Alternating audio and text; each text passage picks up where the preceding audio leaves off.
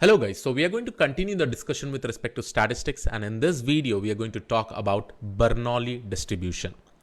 Already in our previous video we have seen all the types of distribution. Now one by one we will try to understand about this kind of distributions, and the major thing about this distribution is that in this distribution you will be able to see that each and every distributions are different, and over here you'll be having a lot of parameters. The most important thing about the distribution is that how is the distribution basically getting created. We'll try to understand how to probably calculate the mean for this distribution, how to calculate the standard deviation of this distribution, how to calculate the variance of this distribution, and what are the examples that probably leads to this kind of distribution. Everything will be specifically getting covered.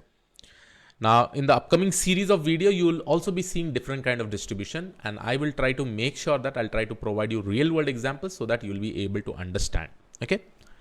So first of all, we are just going to go ahead and discuss about Bernoulli distribution. Now let's go ahead and just understand the definition of Bernoulli distribution.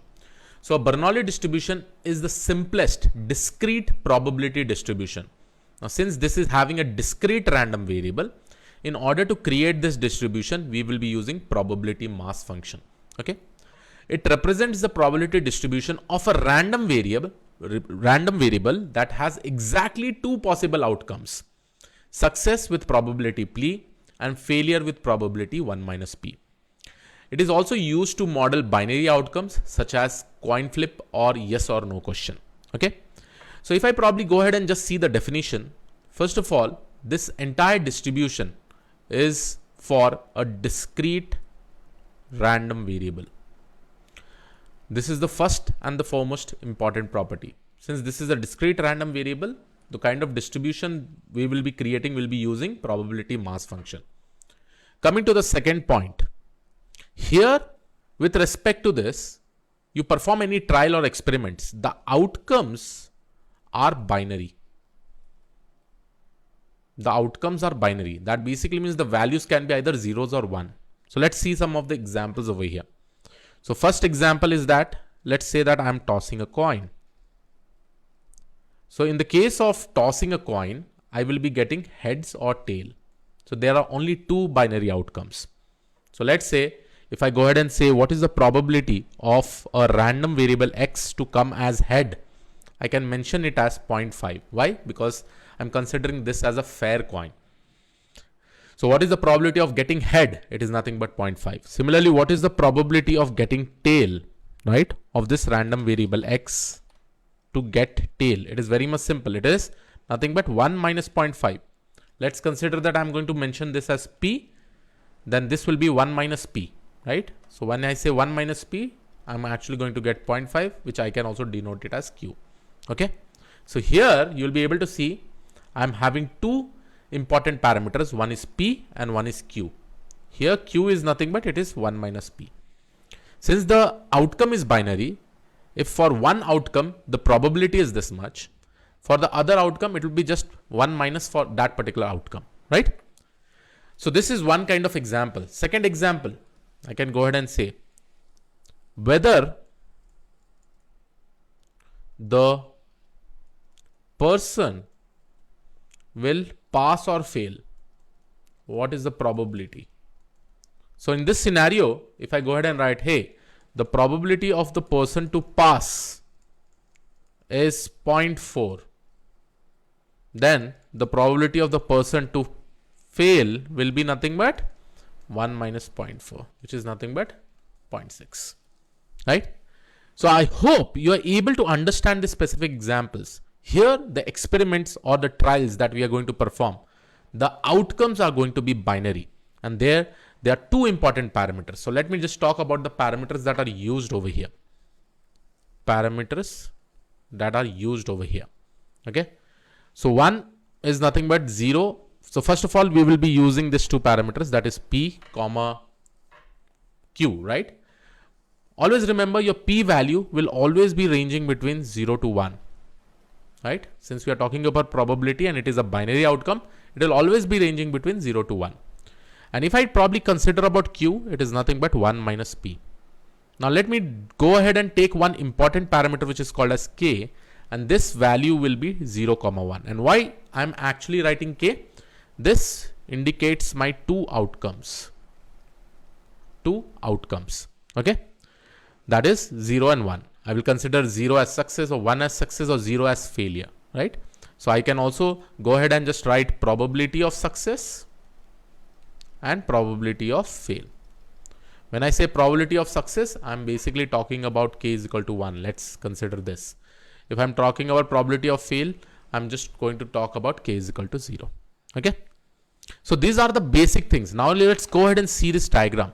Okay. Now here, let's consider this is one of the trial. So this is one of the trial. In this trial, which is denoted by this red line, probability of x is equal to 0, right? Of one of the event is 0.2. So for the other event, that is x is equal to 1, it will become 0.8. So this is one of the red line and this is the other red line, right? And we are going to use probability mass function to construct this. Similarly, when probability of x is equal to 0 is 0.8, then probability of x is equal to 1 will be 0.2, because 1 minus 0.8 is 0.2. Similarly, the third trial, you will be able to see probability of x is equal to 0 is 0.5. So if this is 0.5, this will also be 0.5. Okay. But still, we really need to understand how, with the help of probability mass function, we can create this particular plot. Okay. So let's go ahead and let's understand this. Okay. So here now we are just going to go ahead and understand about probability mass function. Now let's consider an example. Okay. A company has launched a phone. Okay. Launched a new smartphone. Okay, let's consider this smartphone name is A. Okay, A. Now, what we have actually done is that let's consider that I'm probably providing a review for this phone A. Okay, and let's say that I will just go ahead and probably mention that I am satisfied, or I'll just use two terms. Good product. I'll say, hey, this is 60% good, let's say, according to my rating. Okay. And I'll say bad, or instead of writing good or bad, I'll say I will use. Okay. So I will say use. I may say that, hey, 60% I may use it. Okay. Not use, then what will happen with respect to not use? It will be nothing but 100 minus 60, which will be my 40%. So these are my two scenarios, right? These are my two values. This can be P, this can be Q. Q is nothing but 1 minus P, right? Now with respect to this, see, if we go ahead and construct a probability mass function, why we are doing probability mass function? Because this is a discrete value, right? So here I have two 1. One is zeros and one is 1. Let's consider not use is basically the 0 value, and this is 1 value based on K, because K, two outcomes we have for every trial. So over here, you'll be able to see for 0, I may go ahead and construct a building. This will probably give the value as 0.4. Let's say I'm just going to construct it over here. In my y-axis, let's say this is 0.4 and this is 0.6. Okay. Then for the one event, you'll be able to see that I will be getting this value, right? So that is what we have constructed like this, right? Over here, right? This is basically saying 40% I may not use this phone. And this value is basically 60% I'm using this particular phone. This is the kind of probability that I'm actually mentioning, that I may like this phone, I may not like this phone. Okay. And company has launched this smartphone, and it is, we're just trying to show you an example with respect to Bernoulli distribution. Okay. Now, in order to construct this graph, we basically use PMF. So let's go ahead and talk about this PMF. Now the PMF notation, mathematical notation that is specifically given over here, we'll go ahead and write down this notation, and then I will try to simplify this notation over here. Okay. So for this notation, it is basically given as probability of K multiplied by 1 minus probability 1 minus K. Okay. So this is the formula to probably create this PMF, that is probability mass function. And with respect to this, we will be getting this distribution. Okay. Now let's talk about this, what exactly this is. Let's say if my K value is equal to 1, if my K value is equal to 1, then you know what is my P value? My P value is nothing but 0.6, right? So let's consider over here. So here I will go ahead and write what is the probability for K is equal to 1. It is nothing but P to the power of 1 then I will go ahead and write 1 minus 1. So this entire thing will become 0. So this answer that I'm actually going to get is P. So here you can see when my K is equal to 1, I'm actually getting the P value, right? P value. That basically means when my probability of K's success, I'm actually going to get the P value. Okay. Similarly, if I go ahead and calculate the probability with K is equal to 0, which is my other outcome. Now, if I go ahead and apply in this formula, then I'll get P to the power of 0 multiplied by 1 minus P. Then it is 1 minus K. It is nothing but 1. And this I'm actually getting it as 1 minus P, which is nothing but Q. So this is what this diagram is all about, right? When my probability of K is equal to 1, which is my success, I'm going to get the probability of P value, right? But when my probability of K is equal to 0, I'm just getting 1 minus P, right? So if I say, hey, my probability of, instead of X, I've told as K, okay? I've given the notation as K. If the probability of K is equal to 0 is 0.2, then the probability of K is equal to 1 will be 0.8. That is nothing but 1 minus P, right? So this is what I have probably proven from this particular formula, right? And this formula actually helps you to construct this entire distribution that we have seen, right? So let's say for this, in this scenario, I'll say when the probability of success is 0.2.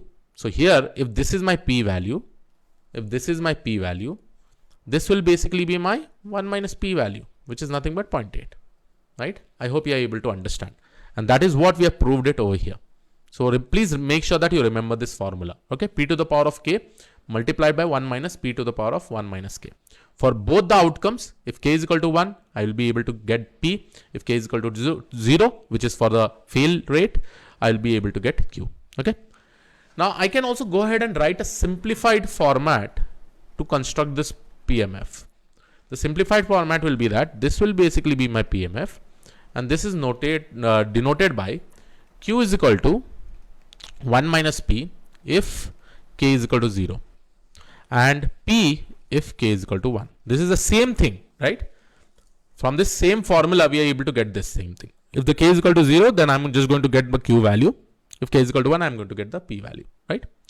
So this is how you specifically go ahead and determine your entire PMF function, and through this, how you construct this entire distribution, okay? Now, let's go ahead and talk about the next one.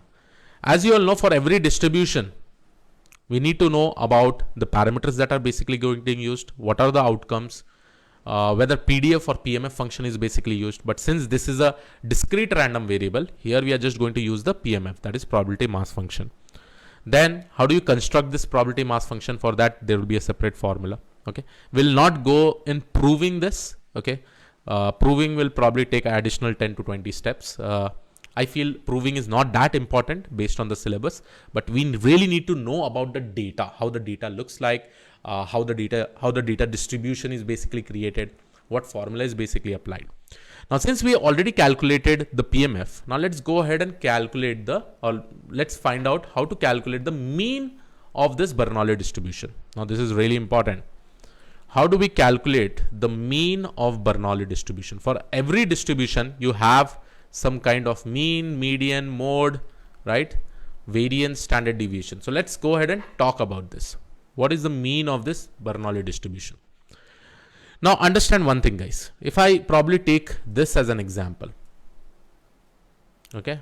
If let's take this as an example based on my feedback, right?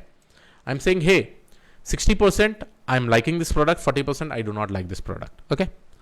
Now in order to compute the mean, right, and understand, let's first of all go ahead and compute the mean. In order to construct the mean, we basically calculate the expected value of X, and the formula is very simple.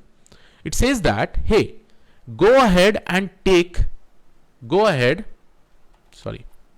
So here what I will basically do is that I will just go ahead and write one formula. I'll say, hey, summation of I is equal to 0 to K. So K value is either 0 or 1. K multiplied by P of K. Okay. Now you know what are the K outcomes? The K outcomes are 0, 1, right? So the K outcomes are 0, 1. Okay. The P of K is nothing but what is the probability of, let's say, not liking the product? It is 40%. And what is the probability of liking the product? It is 60%. So when I say k is equal to 0, right? When I say k is equal to 0, or let's go with this way, okay? Since we need to do the summation, here my next step will be, right? I will just go ahead and write for k is equal to 0, right? For this k value equal to 0 to k, okay? K basically means 0 to 1 also I can write, because this is a binary outcome. So let me just go ahead and write 0 to 1, okay? When the value of k is equal to 0, so I will take k is equal to 0. What is the probability of 0? Probability of 0 is nothing but 40%. So here I will just go ahead and multiply 0.4, right? So this is nothing but 0 multiplied by 0.4 plus, when I say k is equal to 1, this is 1 multiplied by probability of 1. What is probability of 1? It is nothing but 0.60. Now here you will know that this value will be 0 and this will be 0.60. Now when I am getting 0.60, what exactly this is? This is nothing but my p value itself, right? This is what is my probability of 1, right? Which is nothing but it is equal to p. What is p over here? P is nothing but 0.6 and q is nothing but 0.4, right? That is what we are basically calculating. And this, when we say p is equal to 0.6, what does this basically mean? Probability of 1 is 0.6 and here probability of 0 is 0.4. So when we calculate the mean with respect to this distribution, you'll be able to see that the expected mean that I'm actually going to get is nothing but p value, right? So this is how we probably get the mean of the Bernoulli distribution, okay? So based on this distribution, guys, if I'm getting the mean of this Bernoulli distribution as 0.6, so I can probably note it over here. So somewhere here, your 0.6 value will come, right? Now similarly, let's go ahead and compute the median, right? So now if I just go ahead and compute the median. Now for computing the median of Bernoulli distribution, let's go ahead and write it down, okay? Median basically means the central element, right? Here mean, what we have done with respect to the mean, we have taken the probability with respect to the outcome and we are doing the summation with respect to the other probability with respect to the outcome. And finally, I'm able to see that, hey, the mean of a Bernoulli distribution value is p, okay? Now, when I talk about the median, see, median is basically mentioned by this notation. So here, if I really need to compute the median, I will be depending on the p value. If the p value is less than half, that basically means if the p value is less than 0.5, okay, then you will be seeing that since in the median I need to take the central element, okay. Now since my p value is already less than half, then my median will be exactly equal to 0, okay.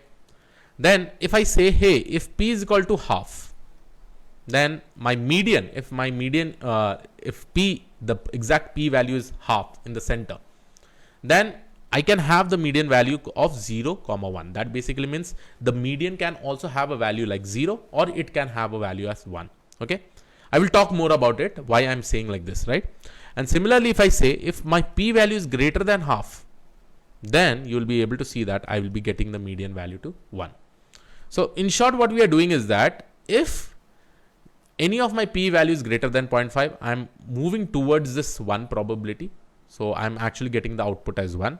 If it is less than this, I'm going to go towards 0. And if my probability value is exactly, if my p value is exactly 0.5, right, then I am probably depending on both of them to probably show the output, okay. Now you may be thinking, Krish, why you have specifically done in this way, okay. What is the main aim over here? If I really want to simplify this entire thing, I can also go ahead and write something like this. The median will be equal to 0 if q is greater than p. The median, since we are dependent on the central element, median is equal to 0.5 if q is equal to p, and median is equal to 1 if q is less than p, right? So this and this are almost equivalent, right? Here, whatever q value is, like if the q value is greater than p, here you are going to get the median as 0. If the q value is equal to p, you are going to get the median as 0.5. If q value is less than p, you are going to get a value of 1.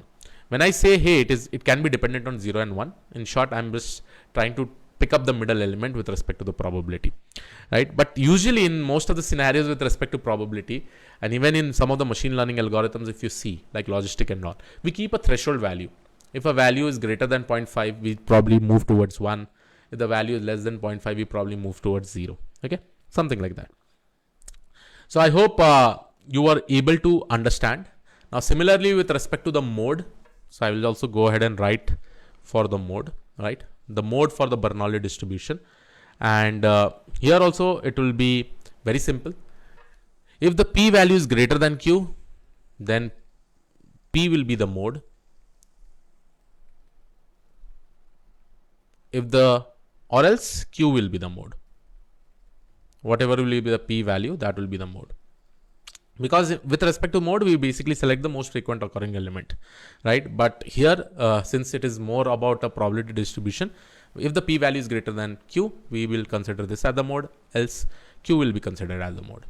Now let me do one more thing. Let me just showcase about variance. Now variance is also really important and you need to understand this. How do we go ahead and calculate the variance and standard deviation?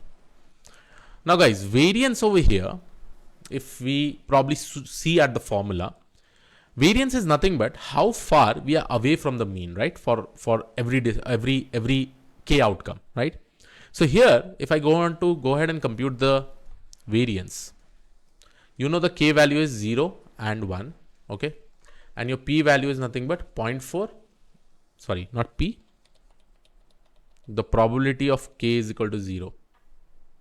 So what is the probability for k is equal to 0? It is nothing but 0.4.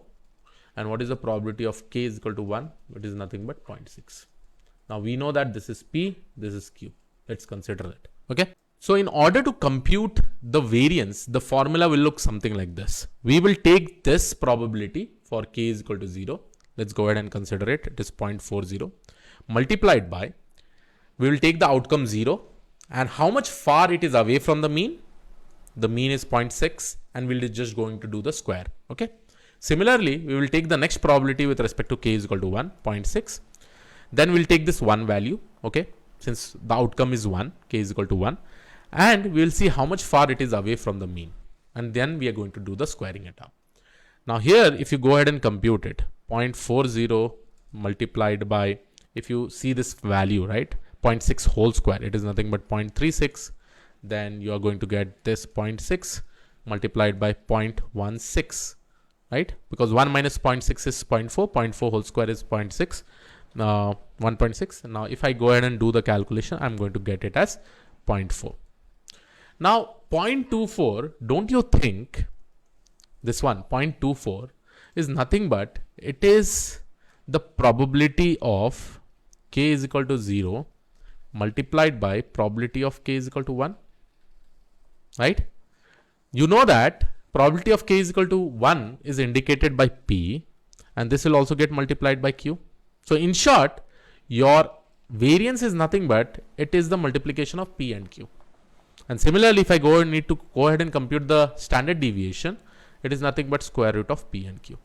So these two formulas are specifically used to calculate the variance and standard deviation. Okay.